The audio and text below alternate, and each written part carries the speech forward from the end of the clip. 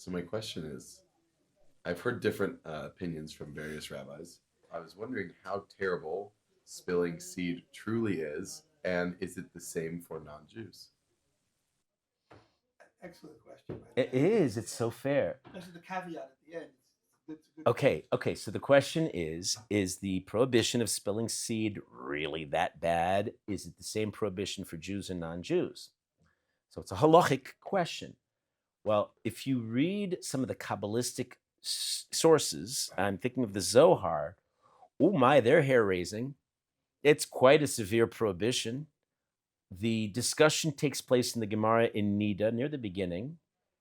It's definitely a prohibition with great ramifications, and intuitively, well, modern Western man doesn't really get this one because growing up in the Western society, some of us did, you're actually taught that that area of life is good to do. It's a healthy thing for men to grow up with that. Can I just share, since my Let me do the introduction. Let me do the yeah, of course, because this is one of those that's gonna. I know a rabbi. I know a rabbi. When he was growing up and he was a kid, 12 years old in junior high school, in his class, I think this rabbi was from Florida. He was in Florida at the time. In his class, they brought some lady to teach the class about education, sex education, and they told the whole class to go home and masturbate. Of course. At 12. Yes. No, that's 13, standard. 13. That's we're maybe shocked and scandalized, but it's seen as a healthy thing for nice growing boys and for even otherwise, and nobody blinks. Nobody thinks twice about it. Of course, healthy. Freud taught that one of the evils of humanity was being inhibited. So of course, since even if Freud's been discredited and modern psychoanalysis is no longer that popular, even with psychoanalysts, but still that whole area of don't be repressed, let it all out, I guess in literal and figurative ways, right? So coming from that was a lot of rank Balei Tshuva hear about this prohibition for the first time and they think that somebody's putting them on. They don't think it's for real. When you hear the explanations behind it, maybe I'll give you a couple of them, it's reasonable. You can explain it. Now, what's the degree of prohibition? Some would say it's included in the sixth commandment, Bal Tinaf, which is generally translated as don't commit adultery. And it might also be a general reference to all the, what we call the arayos, all the prohibitions regarding intimacy. That means incest and bestiality and homosexuality and adultery. And the expression of niyuf, which refers to all those inappropriate and prohibited forms of cohabitation, also is the same word that's used to describe this. It's called niyuf biyad. That's what is referred to as masturbation. And that's certainly prohibited. Is it part of the sixth commandment? Most poskim don't include it. It's a question whether it's a Torah prohibition or perhaps a rabbinic prohibition.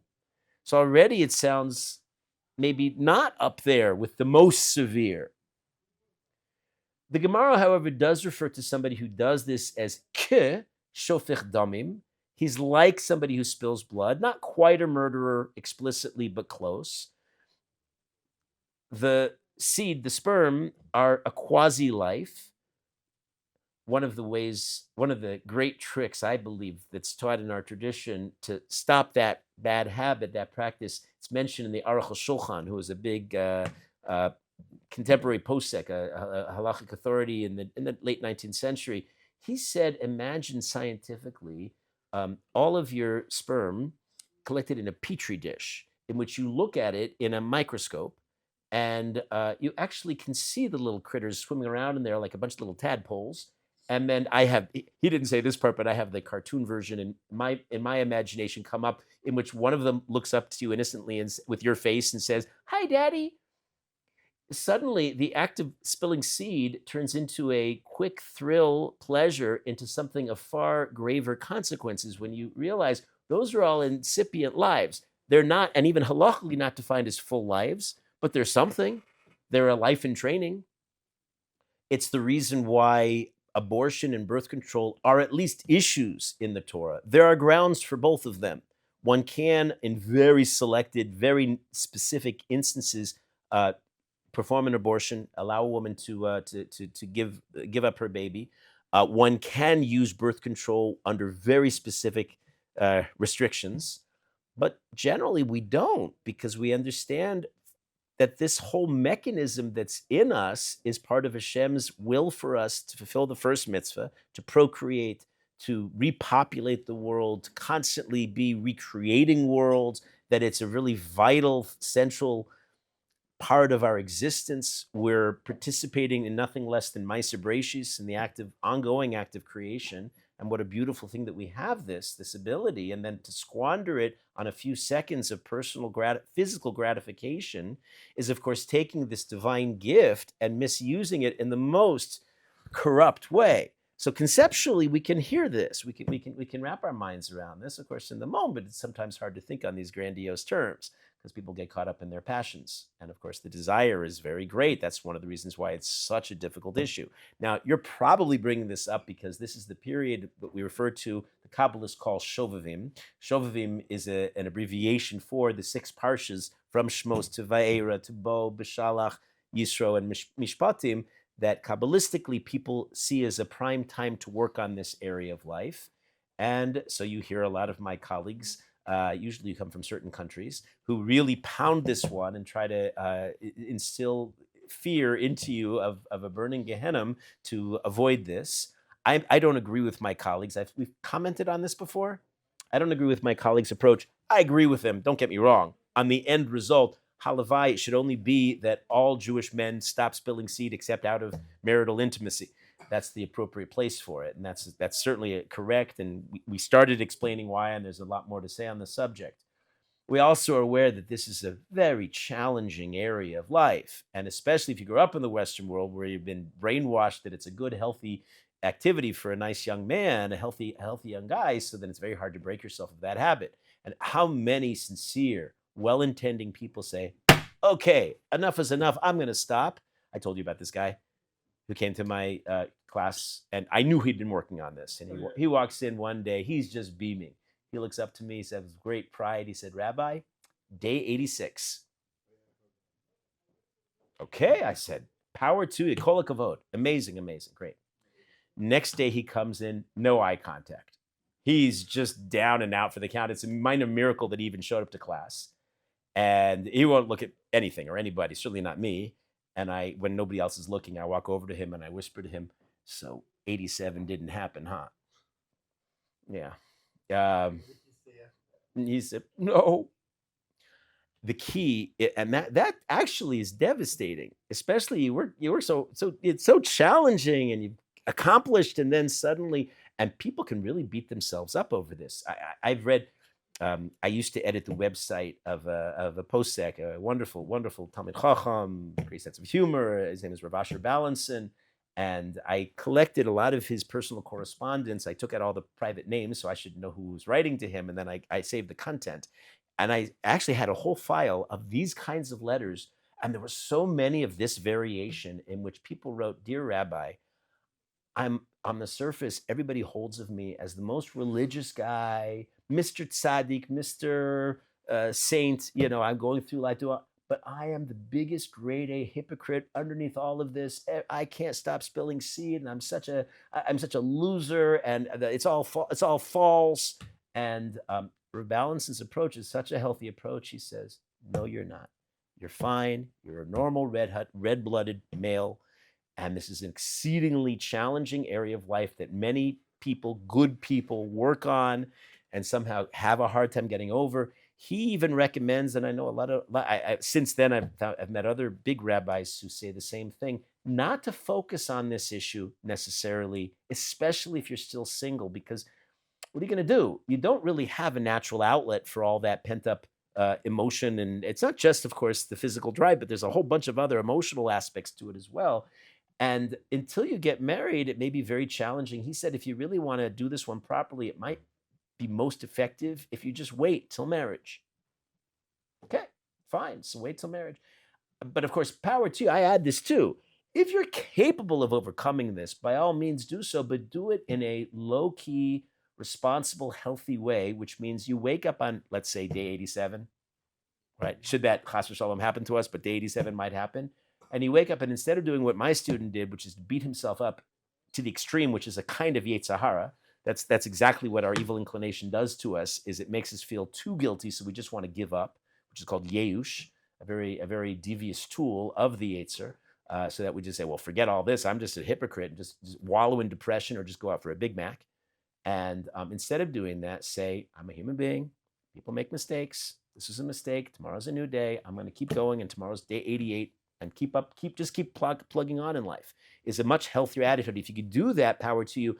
I should also mention, you probably heard this one too, but I did have a student one year who grew up really religious. He'd never heard of this before. Nobody in all of his years in yeshiva and day school and all this time, they just didn't discuss this. So one of my students brought it up. I don't usually bring it up because I always feel there are much more fundamentals that people can and should work on before they get to this more advanced level, especially in derech, where a lot of people are not observant in major areas. So why focus on the challenging areas first? You should build on success, get a lot of other basic things down, and then maybe you have a better chance of conquering this area. Anyway, he heard about all this for the first time. He said, really, this is a thing? And I said, yeah, it certainly is a prohibition. He said, nobody ever told me. Right? Nobody ever told me. I said, okay, but now you're being told. He said, okay, I'll stop. And I was very close to him. He did. Cold turkey, on the spot, never again. I checked in with him 6 months later. I'm still in touch with him. He heard. He said, okay, I'll stop. That's an extraordinary person. If that's you, power to you. You should also stop. But if you do stop, be prepared for day 87 and do it responsibly. Keep in mind that this has huge seismic implications in the spiritual world. You remember the Minhag Yerushalayim? We talked about this before? No? Yes? So this is unique to Yerushalayim because of the unique spiritual potency of Yerushalayim. The Chevra Kedisha here has a practice. I was at a funeral. I think I shared this because I had just come back from that funeral. I was at a funeral actually in Beit Shemesh.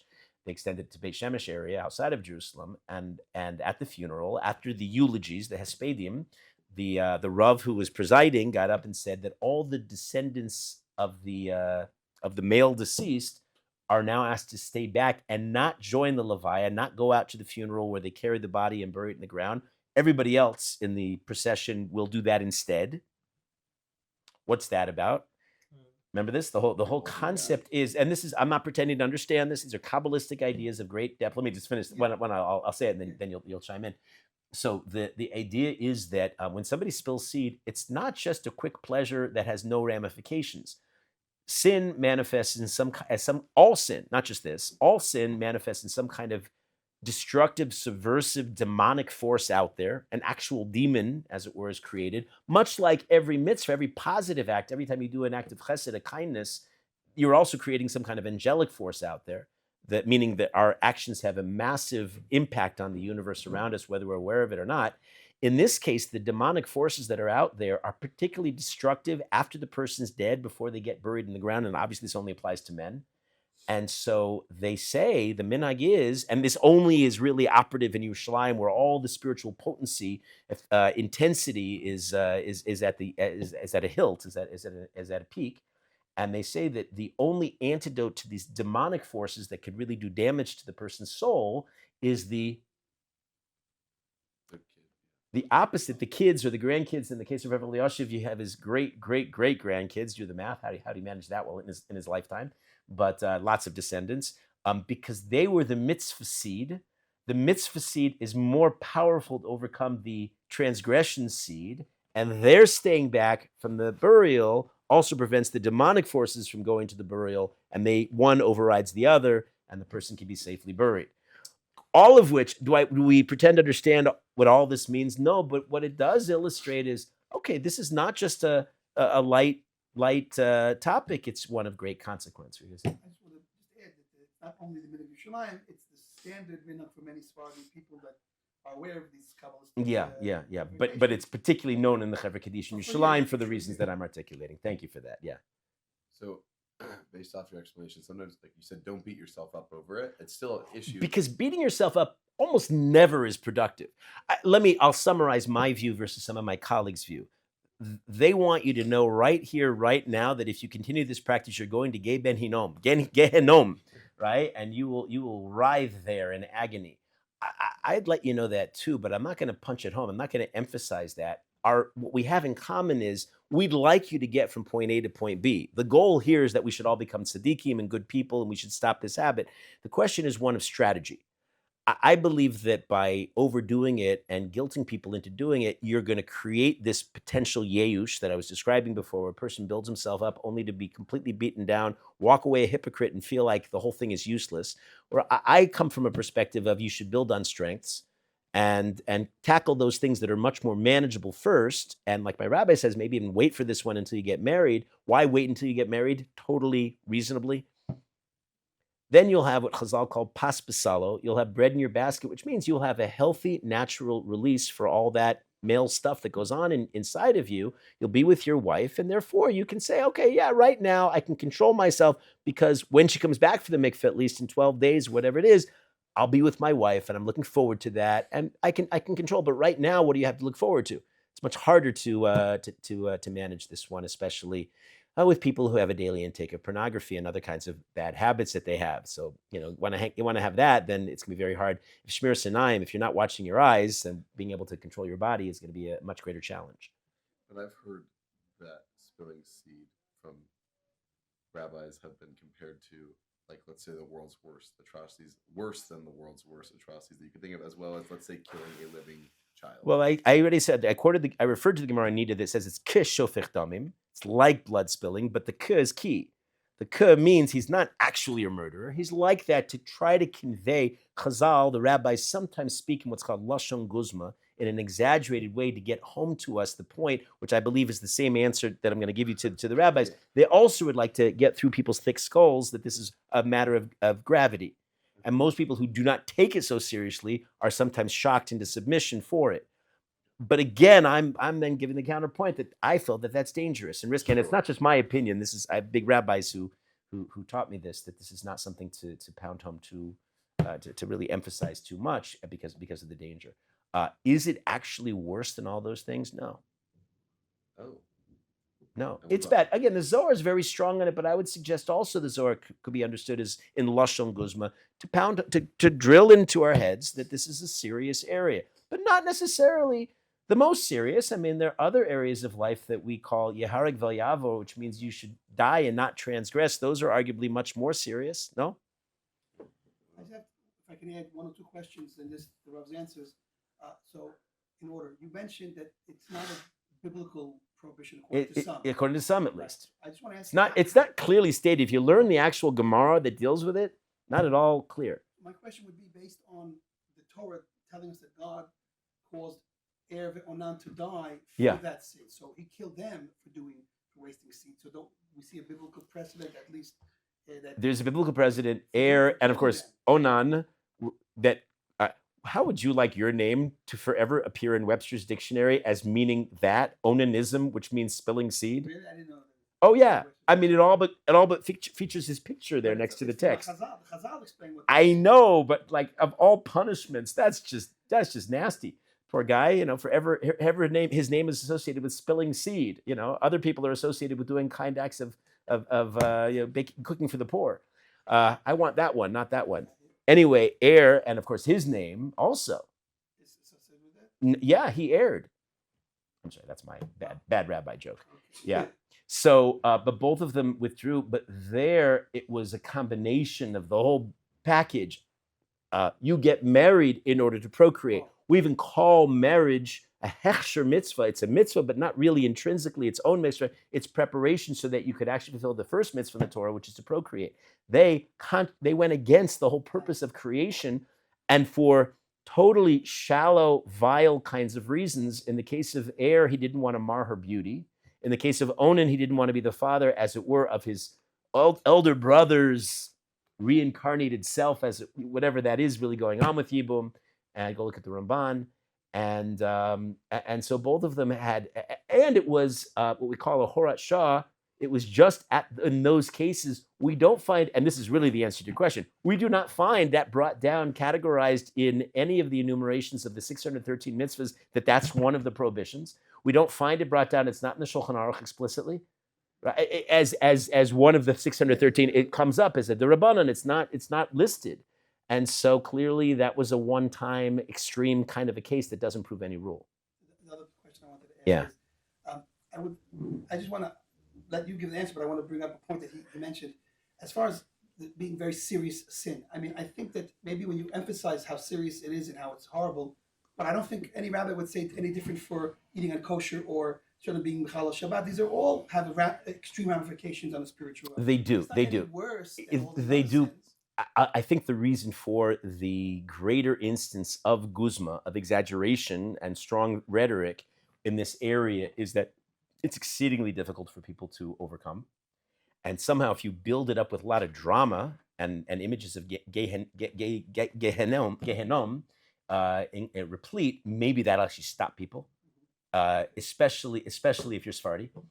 I'm saying that because Sephardim do have an innate, they do respond better by stereotype, but there's truth to this. They have that built-in Yiras Shamayim. They haven't been exposed to the Enlightenment and all of the Western culture as long as the Ashkenazim, so they tend to really that really works. So it's effective. So you can't argue with success. I guess goes the logic. So that's why the extreme, the rhetoric. But in the opposite direction, I want to ask. We know that when someone is honest, when someone's put in challenge that's beyond his ability to pass, it's too difficult. Yeah. Like when a woman is against his almost is against his will. Yeah. So we know Rahmana Patre. Honest Rahmana Patre. So it applies, like for example, to a child that's kidnapped and raised not Jewish. So he's exempt from punishment to a certain degree. To some degree. I'm not making halachas, but there is such a case where he could be beyond his ability to now not eat a cheeseburger because some people told him that he can't. It's impossible. So if this is such a strong addiction, I mean, my brother mentioned that he saw on a talk show. It's very, very hard for people that are addicted to ever. Addiction, is it really addiction? It's a compulsion. I think is a better characteristic. Better way of characterizing what it is. Secular and certainly when you're conditioned. When you're conditioned to counter condition yourself is very challenging. Couldn't a person be anus? They could be. We're not have to decide who is, but I think it's more accurate. We're learning Makos this year. It's more accurate in the second chapter to put it on the spectrum between on the extreme you have somebody who's bemazed, extremely intentional, knows full well what he's doing and he sins. That's obviously most severe. Versus somebody on the opposite end who's anus, which means no control whatsoever. That's not relevant here. He's not totally out of control. He's somewhere in the middle. He's not mazid or karov lemazid. It's some kind of compulsion. And the rabbis in the Talmud blame the guy because if it wasn't for his what his eyes took in, which to a certain degree he is responsible for, it wouldn't manifest as it does, even as an inadvertent nocturnal emission at night. One thing does lead to the other. And therefore, we are held accountable, even people who really do want, with great sincerity, to overcome it. Pinchas next, but let me just share this as well. The Aruch HaShulchan that I was talking about, that's very helpful, also suggests if you have difficulty and images of gorgeous young women pop into your mind, he said one thing you can do, very practical advice that you could mitigate and can mitigate the damage and control yourself, is also simultaneously realize, this is just a rational thought, that they, with all their beauty and everything you're building them up to be, they're also human. In the morning they have bad breath, and he uses this expression, they are walking sacks of excrement and blood, as we are too. And when you realize what he's saying then, their humanity, and understand who they are and how you're just imputing to them something that doesn't even exist, some kind of aesthetic perfection, right? Somehow that helps you control your libido, at least a little bit. I mean, we're getting on this. We might as well address it. What porn has done to humanity, and the fantasy life that people now lead, an alternate kind of existence almost, because they've been brainwashed by some unreal image of a woman that doesn't exist. Right, and how in the front of their mind, but more insidiously in the back of their mind, they're seeking that, and they've been mesmerized by it, and they're always trying to find that thrill, that pleasure. What that's done for people, right? You should realize you should now, in your as you're building your lives as young adults, not having forged your path, not having made your major decisions yet. You could marry anybody, you could live anywhere, you could choose whatever career path you want to choose. So you should think long and hard about these decisions. what are you going? What is your home policy going to be with your children with regards to things like television and movies and smartphones and all these modern technological advancements that then corrupt people and introduce this whole world of fantasy that wreaks havoc on our neshamas, on our souls. Big weighty decisions. Yes, Pinchas. But spilling seed could also be an addiction because porn. When you watch porn, and you get addicted to it because it makes you feel good. It's just Fine. We could debate the words. Maybe this could be just an argument on semantics, right? I said compulsion, you said addiction. I'll tell you why I'm resisting the word addiction. Usually, clinically, you use the word to say that you're really in the category of onus, where you have no control, and that's usually in something that's a chemical addiction. Now, I acknowledge that there is a chemical aspect of spilling seed. People release endorphins. There's something physiological that does happen, but that's very different than an actual chemical dependency. Even something like nicotine or caffeine, which is a chemical dependency, those could really be addictive. Sugar is such a familiar thing that we don't think about it, but sugar is a kind of a drug, and that you actually don't even have that much of a choice when you put a bunch of candies in front of somebody who's sugar addicted, which is about 99% of the world today. Very hard not to keep eating, even though you know consciously that that's really bad for you, right? But that would be a much greater definition of an addiction. Here, you're talking about something that's behaviorally conditioned. It does have, I'm admitting, some physiological kind of aspect, but it's much more here than it is inside the body. It's not as chemically addicting. But okay, there's not a massive difference or nafkamina in terms of what you're saying and what I'm saying. like once you discover porn, It conditions you. It conditions you, and the comfort that it brings, the satisfaction, the immediate gratification that it brings a person. It's very hard once you're in that mode to get out of that mode. Fair. Yeah. What about non-Jews now? Oh yeah, you did. Yeah, that was your parallel question. So, the big the big debate about what is actually a non-Jew's obligation in the world is in the 7th chapter of Sanhedrin, and there are different opinions. There's a familiar list that we've discussed certainly before. There's 7, yeah, exactly, the Sheva Mitzvos B'nei Noach, the 7 Noachide laws that pertain. They're debated. The accepted list are. Do you remember how to remember them? The mnemonic, the big 3. Yahareg v'Yavor, don't die and don't transgress, are idolatry, avodah zarah, arayos, all of the prohibitions involved with intimacy, and shvichus damim, murder. Then you have Aleph, Beis, Gimel, Daled. Yeah. Aleph is Eivir min hachai, Adultery. don't eat a limb from a live animal. Beis is a euphemism. Birkas Hashem. Birkas Hashem, which is the opposite. Cursing Hashem is blasphemy. Gimel is easy. Gezel, right? It's theft. And those are the 6 negative, the negative commandments. They have 1 positive commandment. Daled is what you were referring to, din. Din. They can't live in anarchy. They have to build some kind of system of justice, some kind of legal system. They're not permitted to live in an anarchy kind of a situation. That's all non-Jews have that. There are other opinions. Maybe they're also subject to kilayim, which is a delicious pie, but that's not relevant. It's hybrids, mixed clothes, harnessing animals together, and other possibilities. There are other things that are suggested. They're also not allowed to learn Torah. They're also not allowed, and that has to be qualified and classified. It's not a blanket prohibition. They're not allowed to keep Shabbos, right? They were offered the possibility of keeping the Torah. They rejected it, and Shabbos is, of course, an obligation, but it's also a privilege. And so since they didn't want it, they don't get it. Okay, so that's those are things. Here, though, it's a little bit tricky. We sort of brushed over this, but let's go back to the 3rd of the 7 that we just itemized. The 3rd is arayos. Is niyuf biyad, is spilling seed, categorized as one of the arayos? And it goes back to this kind of gray area, not clearly. When, for example, we go through both in Parshas Achrei Mos and Parshas Kedoshim, that's where the major lists are presented of what's an explicit prohibition. That's where most of what the Torah defines as incest, all of those things are listed there. I say the Torah defines as incest. We've discussed this, that it's not what you and I intuitively would have defined as incest, because a lot of these people are not blood relatives. Your daughter-in-law, your mother-in-law, these are not blood relatives, but the Torah says those are incestuous relationships. bestiality, homosexuality, all of these things are defined as and indeed, when it's explicit in those lists, then the non-Jews are subject to that. It's just simply not clear that this is one of their prohibitions. I think it's safe to say that most poskim would say anyway it doesn't matter, because these are things that only Hashem knows, and Hashem will punish them or not punish them accordingly.